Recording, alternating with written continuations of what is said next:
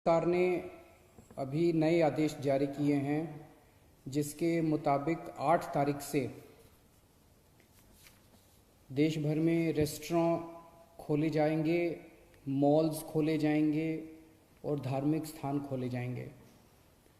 दिल्ली सरकार भी केंद्र सरकार के उन्हीं आदेशों के मुताबिक कल से दिल्ली में रेस्टोरेंट, मॉल्स और धार्मिक स्थान खोलने जा रही है। लेकिन जब ये खोले जाएंगे तो वहाँ पे सोशल डिस्टेंसिंग के क्या क्या स्टेप्स उठाने होंगे, मास्क पहनना होगा, जितने भी एहतियात बरतने के लिए केंद्र सरकार की एक्सपर्ट्स ने, केंद्र सरकार ने जो आदेश दिए हैं उन सारे स्टेप्स को दिल्ली सरकार लागू करने जा रही है और वो ऑर्डर अभी थोड़ी देर के बाद लागू हो जाएंगे। लेकिन दिल्ली में होटल्स और बैंकेट हॉल्स को अभी नहीं खोला जा रहा है क्योंकि दिल्ली में बढ़ते हुए कोरोना के केसेस को ध्यान में रखते हुए आने वाले समय में हो सकता है हमें कई होटल्स और बैंकेट हॉल्स को हॉस्पिटल्स के साथ अटैच करके उनको हॉस्पिटल्स में कन्वर्ट करना पड़े। इसके मद्देनज़र अभी होटल्स और बैंकेट हॉल्स को नहीं खोला जा रहा। धीरे धीरे हम सब लोगों ने मिलके अपनी अर्थव्यवस्था तो खोल ली, बहुत सारी ढील दे दी लॉकडाउन के अंदर। लेकिन लॉकडाउन में ढील देने का ये मतलब नहीं है कि कोरोना ख़त्म हो गया।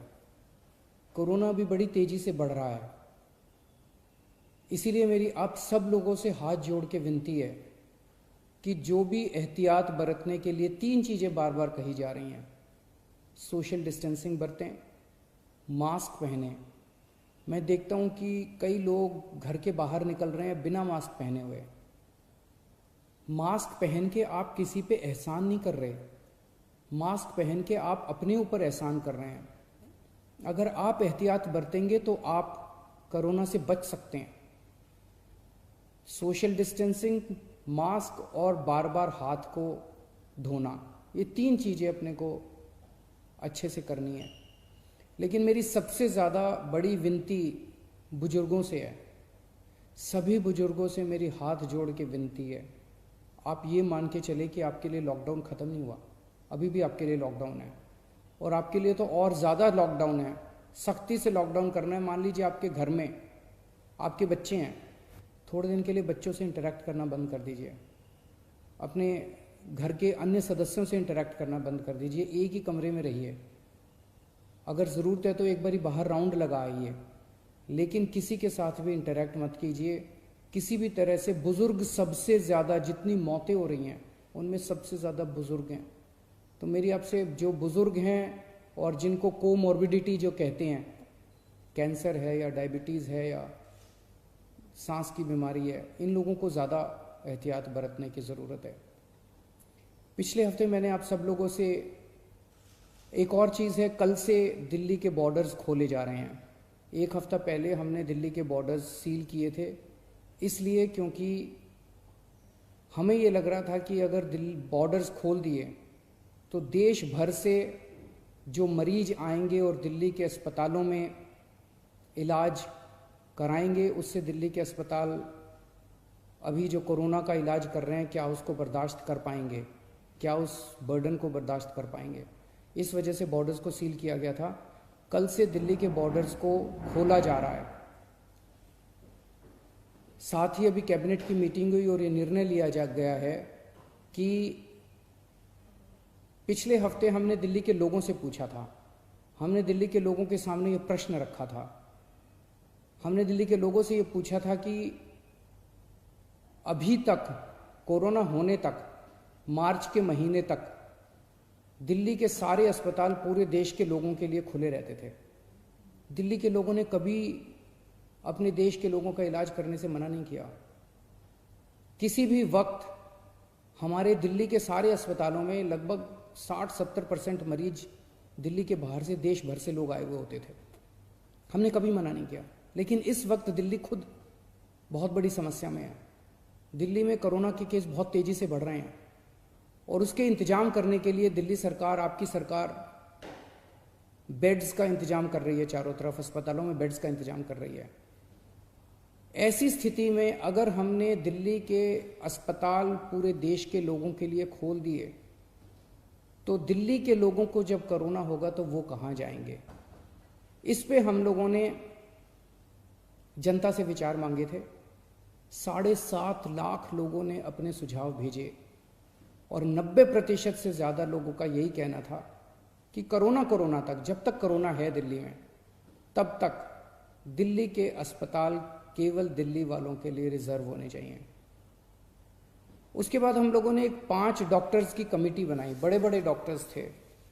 Doctor Mahesh Verma vice chancellor हैं आईपी यूनिवर्सिटी के, doctor Sunil Kumar medical director हैं जीटीबी हॉस्पिटल के, डॉक्टर अरुण गुप्ता ये प्रेसिडेंट हैं दिल्ली मेडिकल काउंसिल के, डॉक्टर आर.के. गुप्ता ये एक्स प्रेसिडेंट हैं दिल्ली मेडिकल एसोसिएशन के, डॉक्टर संदीप बुद्धिराजा ये ग्रुप मेडिकल डायरेक्टर हैं मैक्स हेल्थ केयर के।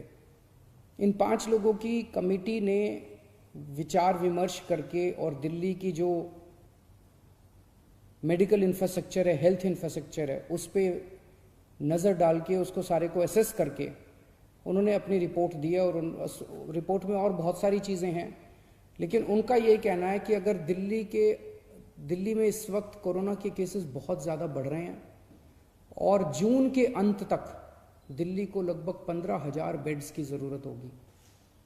ये कहाँ से आएंगे?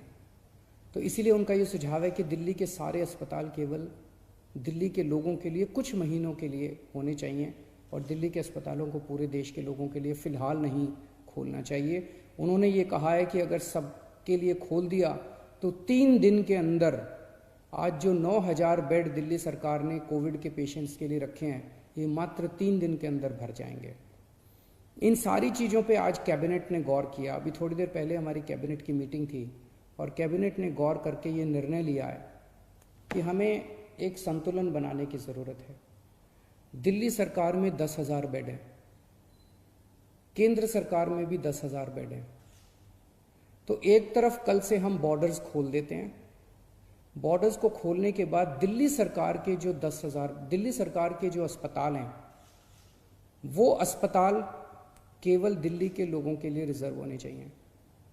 केंद्र सरकार के जो अस्पताल हैं उसमें भी 10,000 बेड्स हैं, वहाँ पे कोई भी देश भर से आके अपना इलाज करा सके।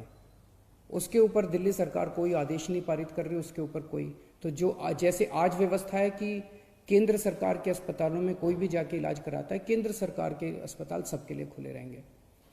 प्राइवेट अस्पताल केवल दिल्ली वालों के लिए रिजर्व रहेंगे कोरोना तक।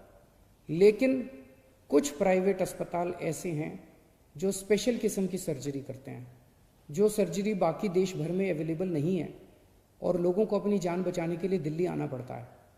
जैसे ऑन्कोलॉजी सर्जरीज़ हैं, ट्रांसप्लांटेशन है, न्यूरो सर्जरीज़ हैं।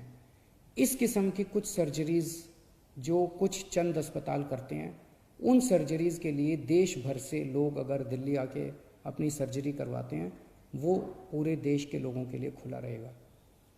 तो मुझे लगता है कि ये एक बैलेंस है जिसमें दिल्ली वालों के हितों की भी रक्षा होगी और देश भर से अपने जो नागरिक दिल्ली आके अपना इलाज कराना चाहते हैं, उनके हितों की भी रक्षा होगी। बहुत बहुत शुक्रिया।